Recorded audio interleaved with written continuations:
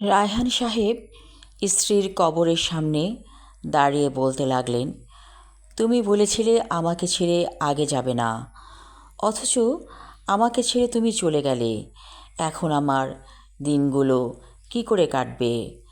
আমার ছেলেমেয়েরা যে যার সংসার নিয়ে ব্যস্ত।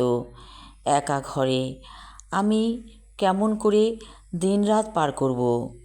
দু চোখ বেয়ে পানি গড়িয়ে পড়ছে রায়হান সাহেবের। দূর থেকে দৃশ্যটা দেখে বদরুদ্দিন চাচা এগিয়ে এলেন। বললেন, ও রায়হান, তুমি কবরের পাশে দাঁড়িয়ে কাঁদছো কেন?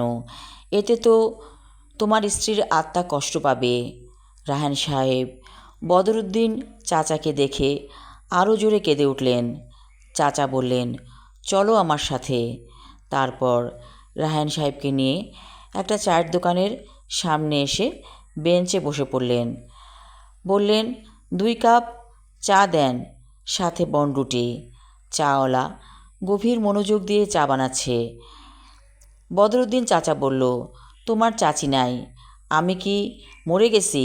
বেঁচে আছি। জীবনে অনেক কিছু আছে দেখার। তুমি যে চলে গেছে তাকে ডেকো না। সে চলে গেছে অন্য জগতে। তার কথা ভেবে কোনো লাভ নেই।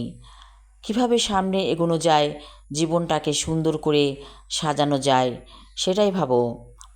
চা খেতে খেতে বদরুদ্দিন চাচা বলতে লাগলেন, রায়হান, তোমার তো টাকা পয়সার অভাব নাই। বাড়িতে সুন্দর বিল্ডিং তুলেছ এবং ব্যাংকে তোমার মোটা অঙ্কের টাকাও আছে। তো একলা থাকো কেন?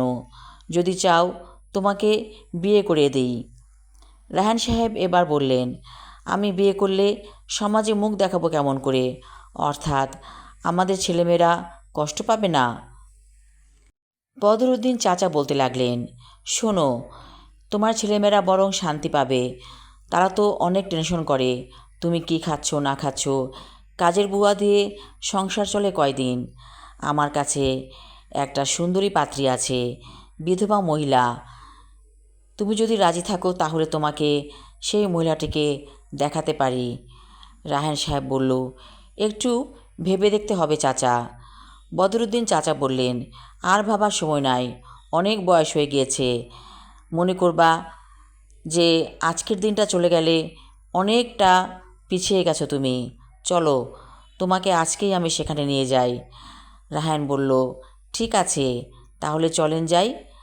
বদরুদ্দিন চাচা বলল, পোশাক আশাক তোমার ভালোই আছে, চলো, সমস্যা হবে না। একটা রিক্সা ডেকে উঠে বসলেন দুজনেই। রিক্সা চলছে।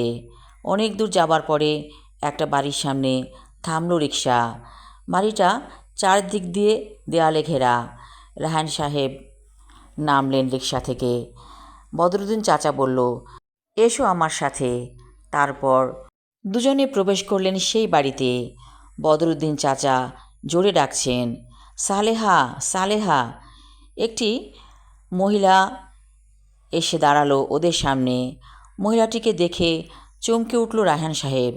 আরে, এ তো দেখছি আমার স্ত্রীর চেহারা, অবিকল। সালেহা বলল, চাচা, আপনি এসেছেন? সঙ্গে কে? বদরুদ্দিন চাচা বলল, ও এসেছে আমার সাথে। চলো ভিতরে নিয়ে যাও, চা পানি তৈরি করো। সালেহা বলল, আসেন, ভেতরে আসেন। বিশাল ড্রয়িং রুমটাতে ওরা প্রবেশ করলো।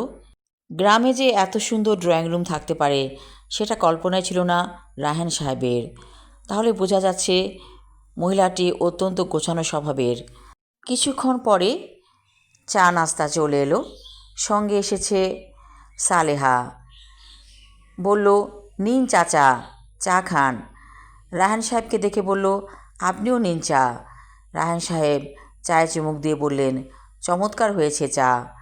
বদরুদ্দিন চাচা বললেন, সালেহা, তোমার সাথে আমার কথা আছে, ভেতরের রুমে চলো। এই বলে তিনি সালেহার সাথে ভেতরের রুমে চলে গেলেন। চুপচাপ বসে আছে রায়হান। দেয়ালের দিকে তাকালেন। অনেক সুন্দর সুন্দর পেন্টিং। তাহলে মহিলাটির মধ্যে একটা রোমান্টিকতা আছে, কারণ সে পেন্টিং পছন্দ করে। বেশ কিছুক্ষণ পর চলে এলেন বদরুদ্দিন চাচা। তারপর হাসি মুখে বললেন, সালেহা রাজি আছে, কোনো সমস্যা নাই। রায়হান বলল, ওনার মা বাবা কোথায়? গার্জিয়ানদের সাথে কথা বলতে হবে। বদরুদ্দিন চাচা একটা দীর্ঘশ্বাস ফেলে বললেন, ওর কেউ নাই। তখন রায়হান সাহেব বললেন, ওকে বিয়ে করে যদি আমি নিয়ে যাই তাহলে এ বাসায় কে থাকবে? বদরুদ্দিন চাচা বললেন, ওর ভাই আছে, সে থাকবে। রায়হান এবার একটু আশ্বস্ত হলেন, বললেন, আমি রাজি আছি, কোনো অসুবিধা নাই।